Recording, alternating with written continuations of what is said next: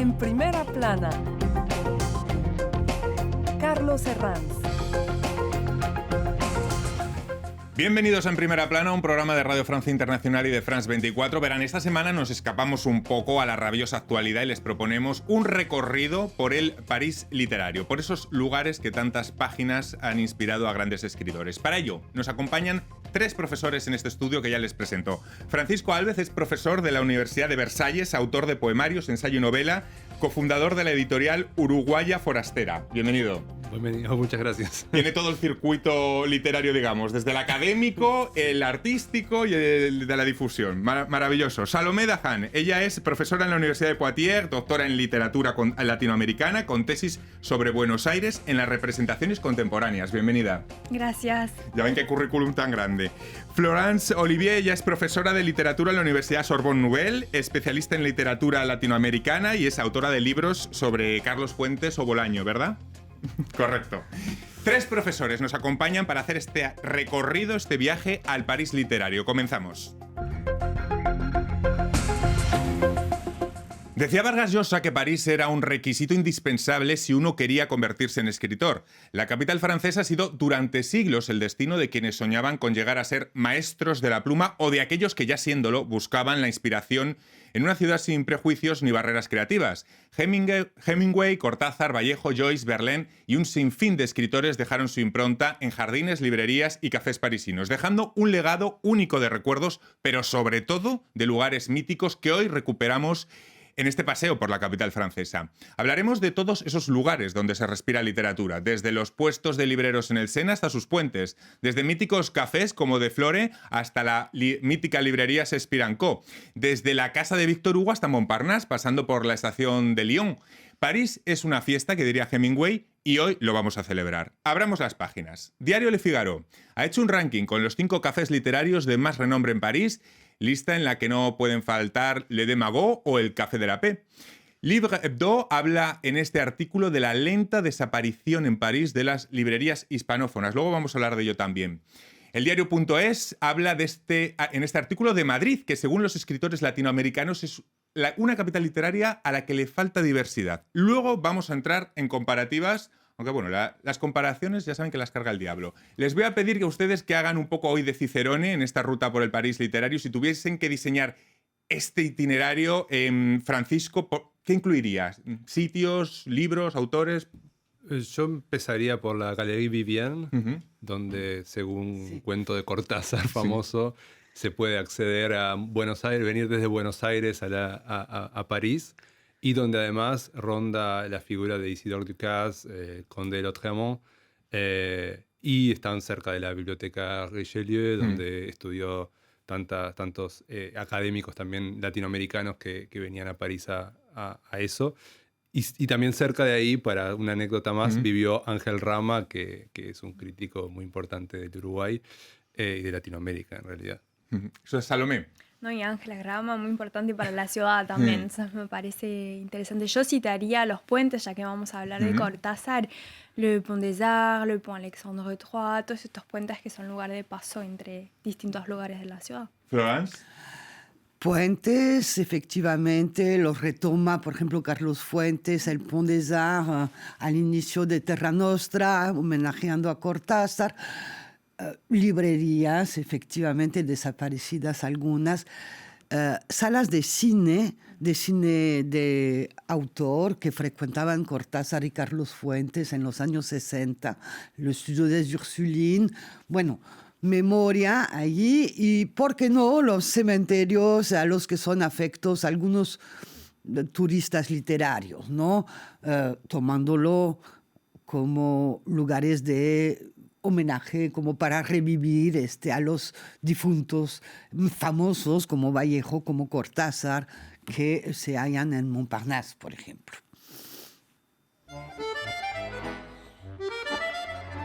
Andábamos sin buscarnos, pero sabiendo que andábamos para encontrarnos. Julio Cortázar, Rayuela. Bueno, vamos a escuchar durante esta edición algunas píldoras en formas de frases míticas sacadas de autores cuya relación con París fue estrecha, como Cortázar. Bueno, hablando de Cortázar precisamente, París como capital literaria, no sé si sería comparable alguna en el mundo. Quizás Buenos Aires. ¿Con qué se podría comparar París literariamente? A ver, Francisco. Realmente no sé. En un momento creo que por otros motivos, también por temas culturales, Roma fue como una capital y un lugar a donde iban Florencia, no sé, las ciudades italianas fueron muy importantes para el romanticismo inglés, y etcétera. Pero como París, también porque surge, su centralidad surge cuando la literatura se independiza, digamos, del resto de las artes, cuando se transforma en un oficio en sí mismo ser escritor. Entonces la figura de París creo que no tiene comparación. ¿Salomé? Para mí tendría comparación con Buenos Aires, o Sí. sea, no, en el sentido de que también en el siglo XIX Buenos Aires se pensó sobre el modelo de París, quiso ser la París austral, hubo reformas que llamaron reformas haussmannianas, y para los intelectuales se instalaron cafés sobre el modo parisino, como el Café Tortoni, por ejemplo, y a los que iban Borges, etcétera, y entonces yo creo que Buenos Aires quiso ser París, por lo menos.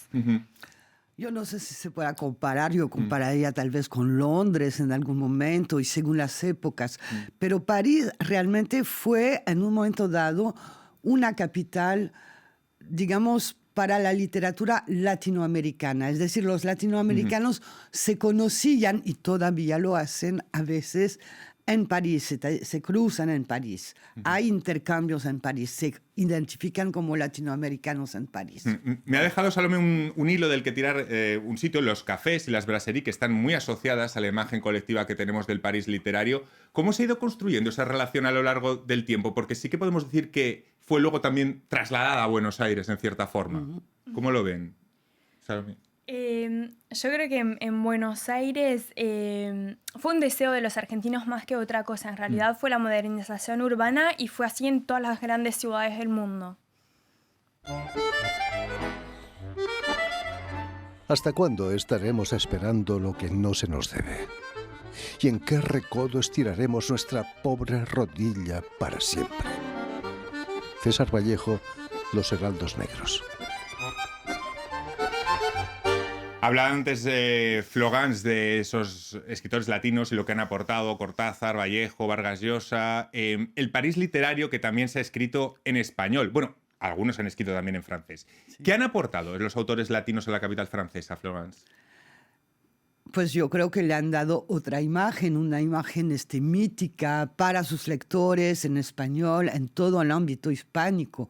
O sea, y hay una especie de afectividad peculiar, digamos, de los latinoamericanos hacia París, que se percibe obviamente en Rayuela, pero también en algunas novelas escritas en París, y no forzosamente con todo el relato que se desarrolla en París, como Una familia lejana de Carlos Fuentes, y hubo presencias que, como Severo Sarduy, ¿no? También, que fue un editor muy importante en Gallimard y antes en El Seuil, latinoamericano, que plenamente parisino, ¿no? Sí, bueno. París, podemos decir, Francisco, que fue epicentro para los autores latinoamericanos. Algunos venían huyendo de dictaduras, bueno, otros llegaron por pura inspiración, otros por funciones diplomáticas. No sé si podemos establecer categorías en cuanto a los autores latinos que han marcado París. Bueno, tal vez se pueda pensar también, porque cuando hablamos de dictaduras nos referimos sobre todo a las dictaduras del siglo XX, pero también los latinoamericanos están viniendo a París desde el siglo XIX.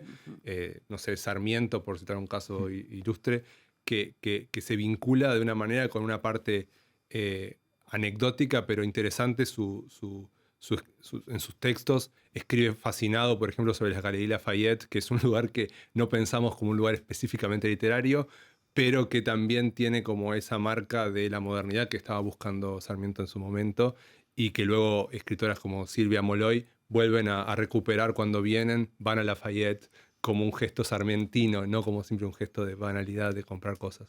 Y creo que en el sentido de lo que decías, se puede pensar como varias formas de venir, ¿no? Exilio, lo que decías, becas o lo que fuera, pero hay como una especie de espíritu compartido del sentimiento de París y del deseo de París, que lo que Rubén Darío llama la parisitis, ¿no? Una enfermedad de París. Claro, hay algunos que pasaron pues un corto periodo, y otros que París les ha marcado hasta el punto de llegar a entrar en la Academia Francesa, como es el caso de Vargas Llosa. ¿Qué autores se beneficiaron más de su etapa parisina, Salomé? Yo creo que se benefician también en el sentido de que toman distancia respecto de su lugar de origen, así que todos esos escritores del boom, vos citabas a Vargas Llosa, es cierto que se beneficiaron de esto también para tener una nueva mirada sobre lo que estaba pasando en los años 60, por ejemplo, en América Latina.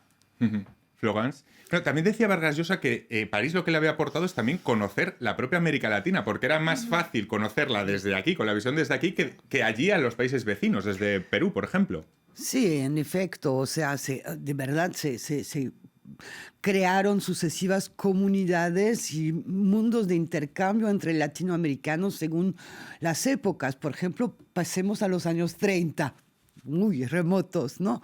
Pues ahí se cruzaban Uslar Pietri, Alejo Carpentier y Asturias, ¿no? En los cafés de Montparnasse, en la Coupole, venía Ramón Gómez de la Serna desde España, se desplazaban a otro cafetín.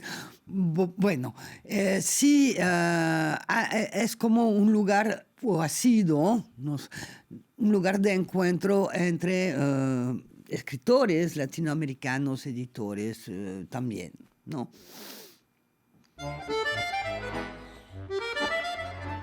Si un alma sumida en las tinieblas comete un pecado, el culpable no es en realidad el que peca, sino el que no disipa las tinieblas. Víctor Hugo, Los Miserables. Bueno, y luego tenemos Saint-Germain-des-Prés y Montparnasse, por antonomasia, Francisco, los dos barrios que clásicamente se han asociado a movimientos literarios. Sí. Sí, Bueno, el barrio latino también, sí. El barrio, sí, toda esa zona de la... O sea, hay más, digamos, en la Rive Gauche, que para que nos entiendan nuestros oyentes y espectadores, en la parte izquierda del Sena siempre ha estado más vinculado a los movimientos literarios, a lo mejor. Sí, puede ser también por la cercanía de la universidad y de, ¿no? Como ese mundo de estudiantes y el Palais Luxembourg, ahora que había una cita de Los Miserables, ocupa un lugar muy importante también para Víctor Hugo.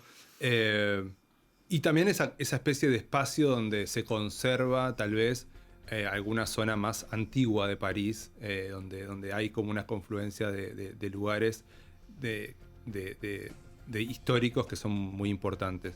Y como decías, ¿no? la parte de Montparnasse fue adoptada muy tempranamente en los años 20, ¿no? por los norteamericanos que venían, y luego se hizo todo un movimiento que no solamente tiene que ver con lo literario, sino también con lo pictórico y lo artístico en general. Vamos a hacer una breve pausa en este punto. Enseguida seguimos hablando del París literario aquí en Primera Plana. Hasta ahora.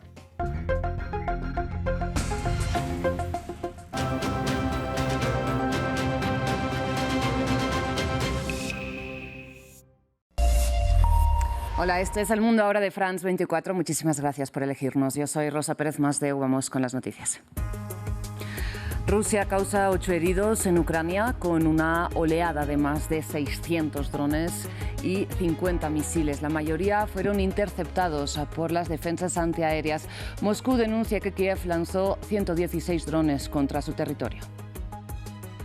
Ya son más de 900 los muertos en Indonesia a causa de las catastróficas inundaciones y deslizamientos, principalmente en la isla de Sumatra. Miles de personas han resultado damnificadas y les piden a las autoridades que declaren la emergencia nacional para liberar más fondos de ayuda. Estados Unidos quiere gobiernos afines en América Latina que detengan la migración y permitan la explotación de sus recursos, fuerzas ultranacionalistas en Europa y contención de China. En esta edición abordamos la nueva estrategia de seguridad nacional de la Casa Blanca.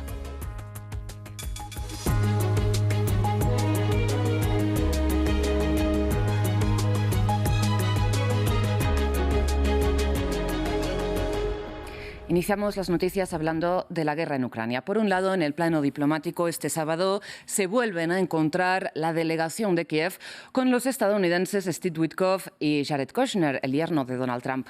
Y Macron anunció también que se reunirá con Zelensky, con Mersk y con Starmer este lunes.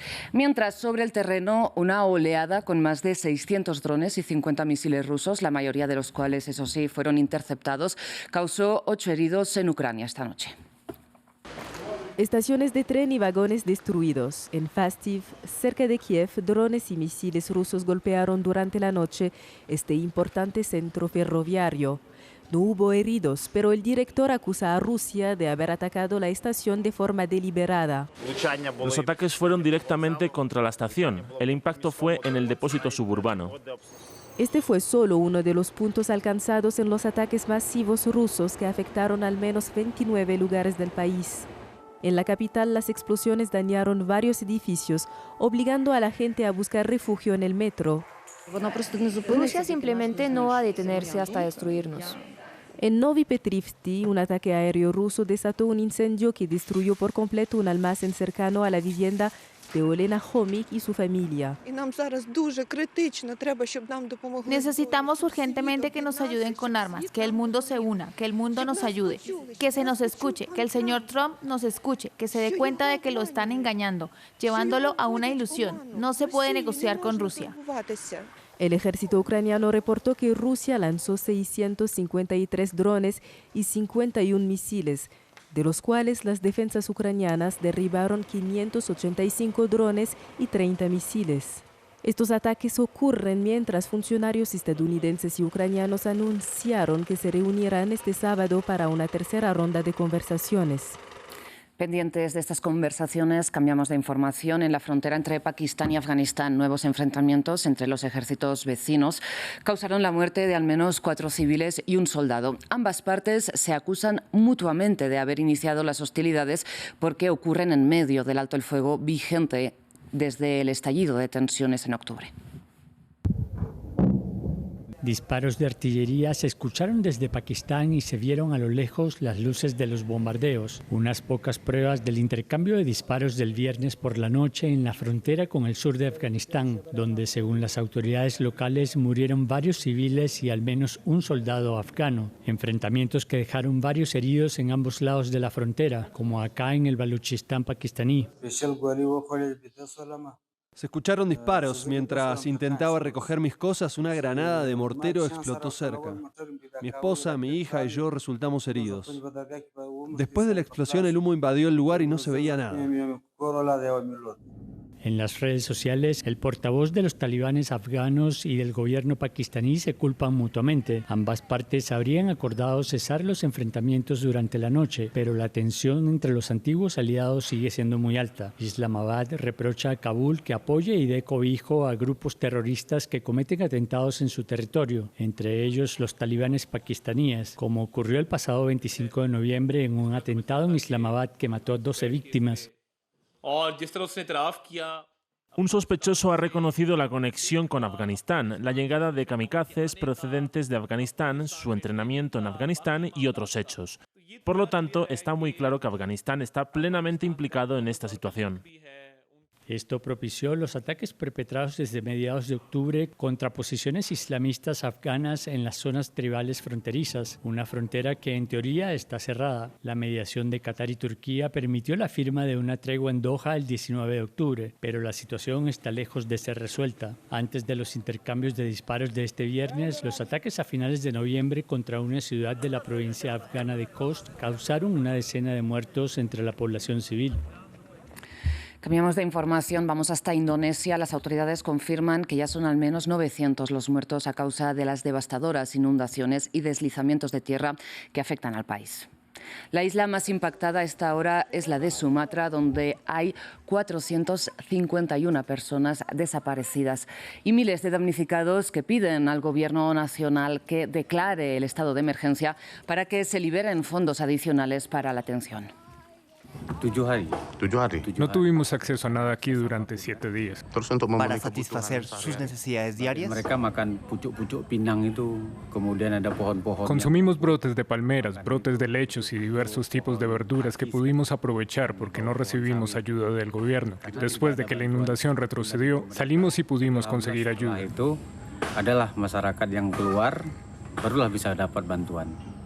¿qué pasa con el agua potable? Entonces los estudiantes recogieron agua de la inundación y la hirvieron. Teníamos una bomba de agua, pero estaba rota en ese momento. La Casa Blanca publicó este viernes la revisión de su estrategia de seguridad nacional.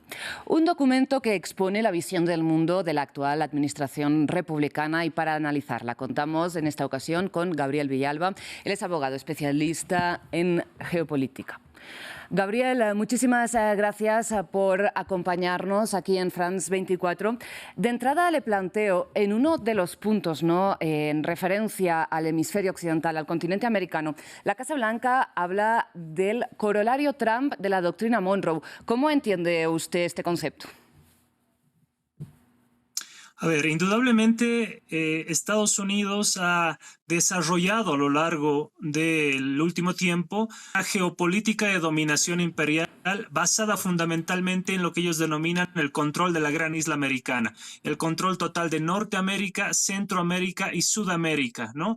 Esto, sin lugar a dudas, tiene que ver con la doctrina Monroe, tiene que ver con ese destino manifiesto de América para los americanos, y que en este último tiempo los últimos acontecimientos geopolíticos han dado cuenta que Estados Unidos pareciera ser un imperio que se está retrotrayendo, se está ensimismando. Por eso amplía el nivel de hegemonía y el nivel de ejercicios, incluso militares, hacia dentro de lo que ellos consideran cuestión de seguridad interna, es decir, el control de Norteamérica, Centroamérica y Sudamérica, ¿no? No es ninguna casualidad este invento de este nuevo cártel de los soles, operativos militares en las costas del Caribe, una suerte de amenaza a toda la paz de la región caribeña y latinoamericana, fundamentalmente a partir de un ejercicio militar de Estados Unidos que hoy ya no está operando en Oriente Medio, hoy por hoy ya no está operando guerras de importancia global. Hoy por hoy está tratando de preponderar, cuidar el rastro de hegemonía que le queda en este lado del hemisferio. Y en este contexto, como usted bien señala, ¿no?, entendemos este despliegue militar inédito en el Caribe. Hemos visto también una injerencia directa en la campaña electoral de Honduras, también en las legislativas argentinas. Le pregunto qué cree usted que podemos esperar de cara a las elecciones del próximo año en países tan importantes de la región como Brasil, Colombia, también Perú.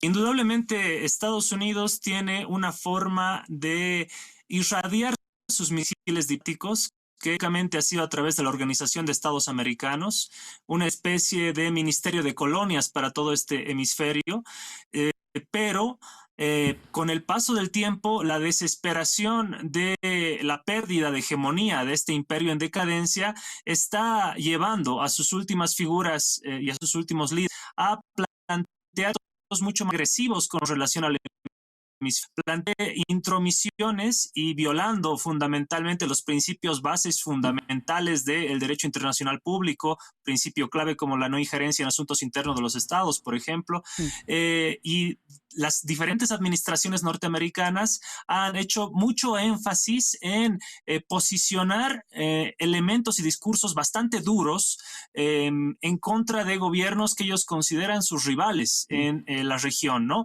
o contrarios a su irradiación geopolítica hegemónica. Entonces, encontramos indudablemente una suerte de desesperación. Las últimas políticas de las diferentes administraciones de Estados Unidos han dado cuenta que es un gobierno, es un imperio en decadencia que se está desesperando y está en esa desesperación cometiendo algunos discursos torpes y algunas acciones directas, incluso militares torpes en la región, que por supuesto no caen bien en sus vecinos inmediatos como Canadá, como México, como Latinoamérica, como Brasil, como Argentina.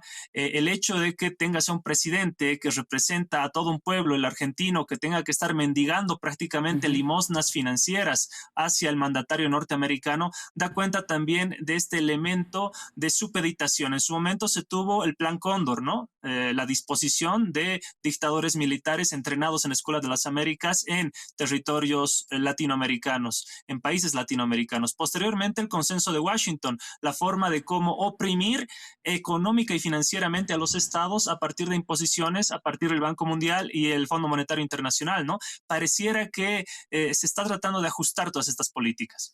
Y estas políticas, estas acciones que usted define como torpes, ¿cree que le pueden pasar entonces a factura al propio país, a la propia potencia que también usted señala que está en decadencia de Estados Unidos? ¿Va a haber una reacción a este tipo de injerencia, a esta militarización?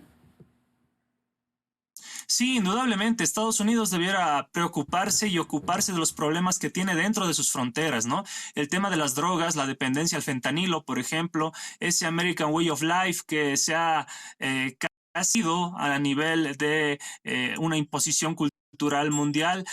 Tienes la lucha contra las drogas que se ha demostrado ya su decadencia y su en todo plano a partir de las políticas nulas de Estados Unidos. 1DC, por ejemplo, la Oficina de las Drogas y el Delito da cuenta de ello. Entonces, tiene múltiples problemas Estados Unidos que no los está pudiendo resolver dentro de sus fronteras, y como una forma de buscar fortaleza interna o discursiva, al menos políticamente, trata de pues ajustar las tuercas en lo que ellos consideran su principal patio de operaciones: Norteamérica, Centroamérica y Sudamérica. Gabriel, pues muchísimas gracias por compartir su análisis con nosotros aquí en France 24. Que tenga muy buena tarde. Muy buenas tardes y un gusto, un placer compartir con ustedes. Cerramos este informativo precisamente en Venezuela porque la ONG Foro Penal denunció la muerte del opositor Alfredo Díaz, de 51 años, que estaba detenido desde hace un año. Según indicó además el partido opositor Voluntad Popular, el exgobernador de Nueva Esparta murió en la sede de Caracas del Servicio Bolivariano de Inteligencia Nacional, conocido como el Helicoide. Sin embargo, a esta hora el gobierno no se ha pronunciado. Nuestra corresponsal en Caracas, Daniela Zambrano, nos amplía.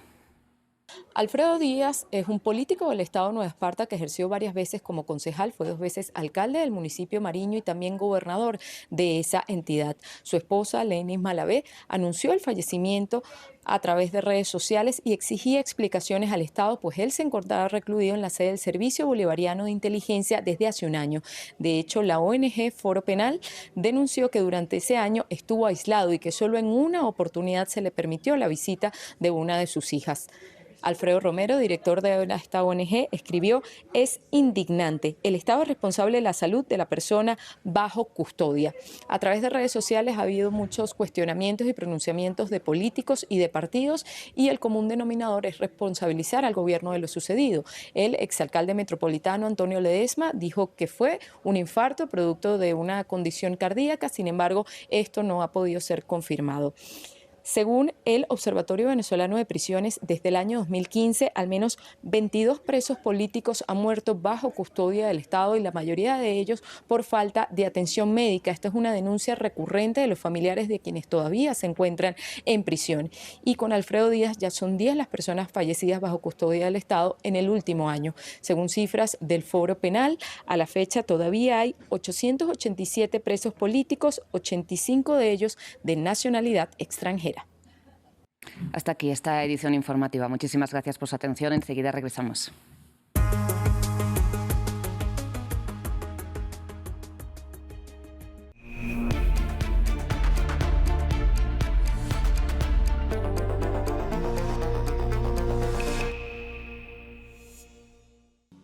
Con 3 profesores esta semana estamos caminando por las calles del París literario.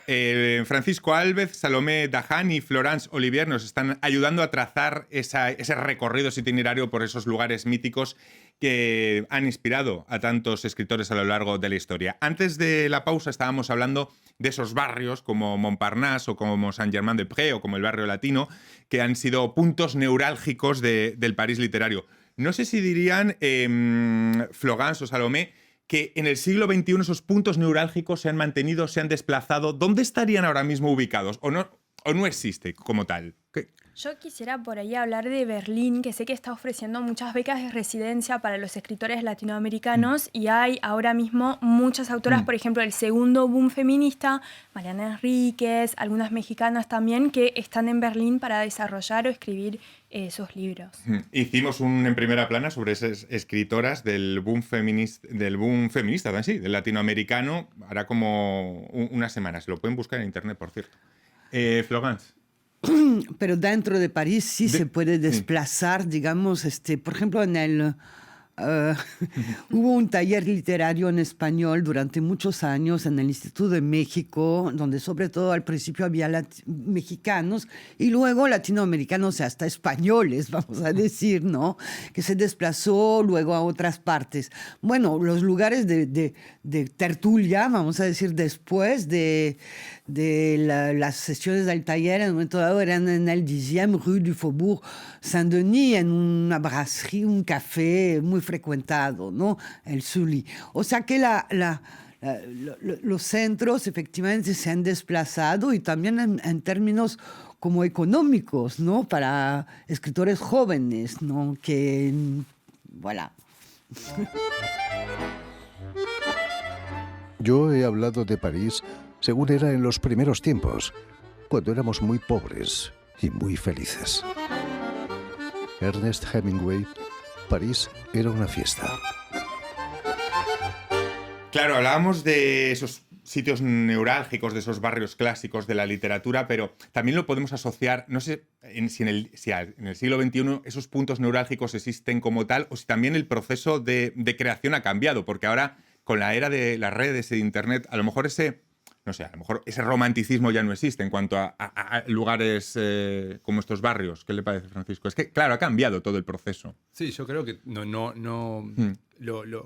digamos, los lugares específicos han cambiado, pero también lo que decía Florence sobre la presencia de lo económico, que es muy importante, ¿no? Los escritores muchas veces que vienen a París, en esa época alquilaban, ¿no?, pequeñas habitaciones en Montparnasse que hoy salen miles de euros y son imposibles de encontrar. Iban a cafés y comían porque era más barato que prepararse la comida en la casa donde no tenían cocina o cosas así.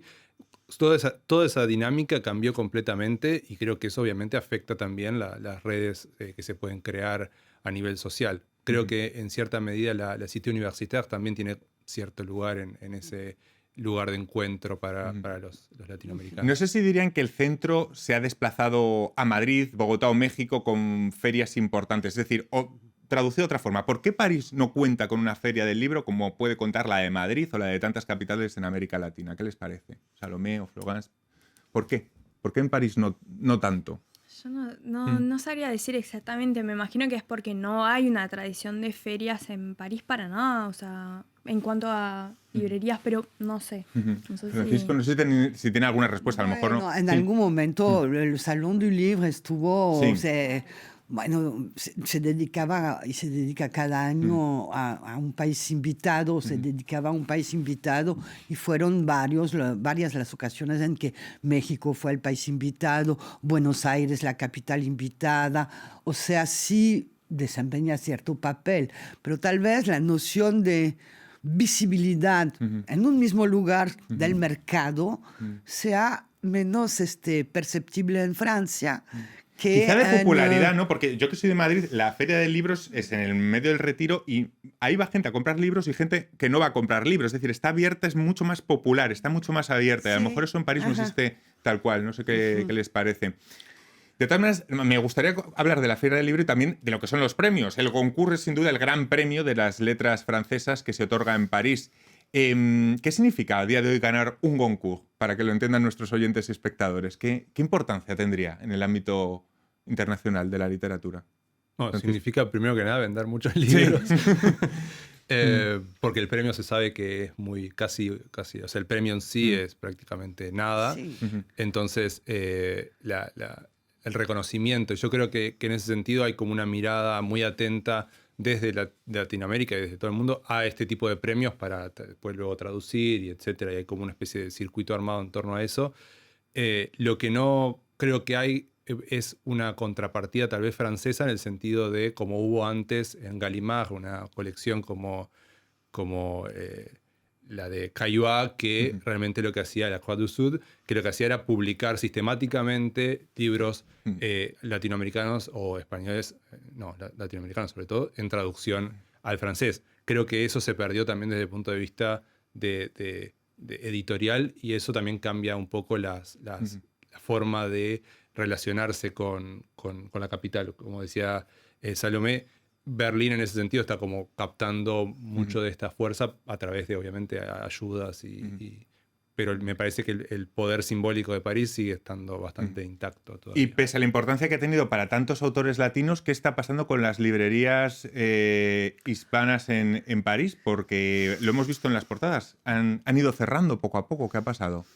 Sí, hubo Bueno, también me pueden decirlo, bueno, como las librerías en general, ¿no? No, falta de dinero. O sea, hubo librerías históricamente muy importantes. Pienso en la librería española de la Rue de Seine, que fue un lugar importante para el exiliado español incluso, que ha ido cerrando. La librería Cariño, que para los autores latinoamericanos era muy importante.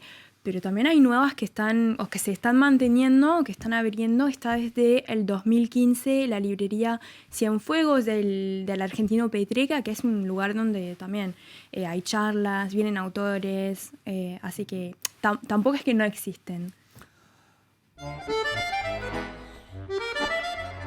Las restricciones que la educación y la costumbre imponen a la mujer limitan su poder sobre el universo. Simone de Beauvoir, El segundo sexo.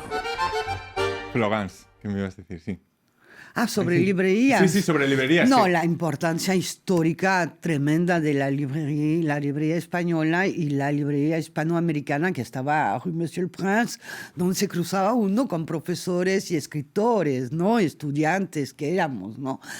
Y luego, poco a poco, sí, Cienfuegos es una empresa maravillosa, muy, bueno, de Miguel Ángel Petreca, pero es muy diminuta. Entonces, sí ha habido sucesivos intentos de mantener una presencia de una librería latinoamericana en París o en español, y bueno, parece que es difícil mantener con la diversidad de países que tendrían que mandar títulos, más difícil de mantener una librería hispánica que una librería italiana, porque la hay, o una librería portuguesa, porque la hay en París. Entonces, bueno, y tiene que ver obviamente con las formas de venta actual por Amazon y etcétera también. La lista de escritores que pasearon por París, bueno, es infinita, pero el primero de todos ellos fue el poeta Charles Baudelaire, el flâneur. Bueno, voy a traducirlo como paseante, aunque no es exactamente. El poeta fue cronista de su época e hizo verso a verso una panorámica completa de ese París que fue capital cultural del siglo XIX.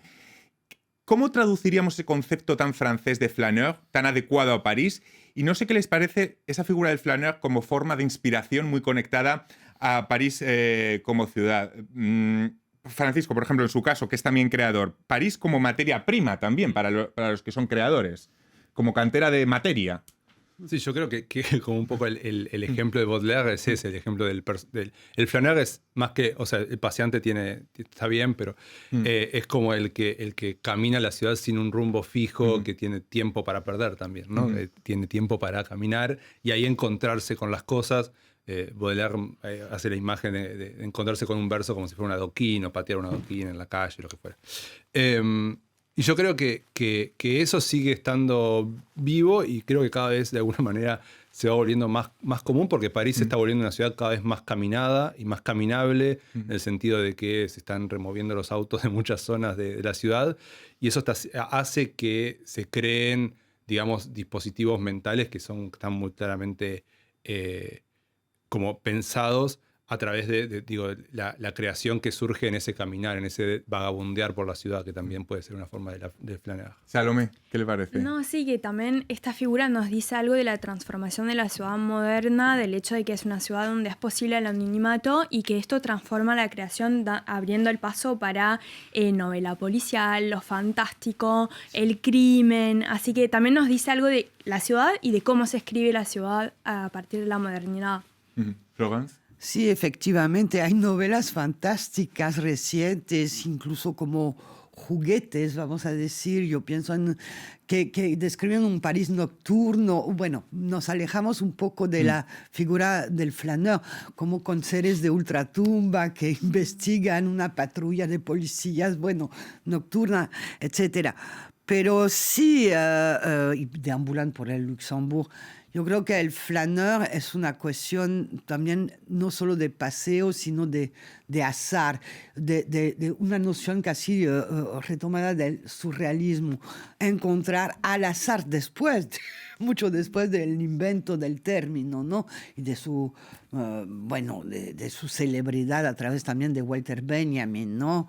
Que escribió sobre los pasajes, sobre el flaneur como figura prototípica de París, ¿no? Entonces, tal vez no sean los parisinos los mejores flaneurs, sino los extranjeros. Los que vienen de fuera, ¿no? Los extranjeros, los turistas a veces, o la juventud, de repente, cuando no está trabajando.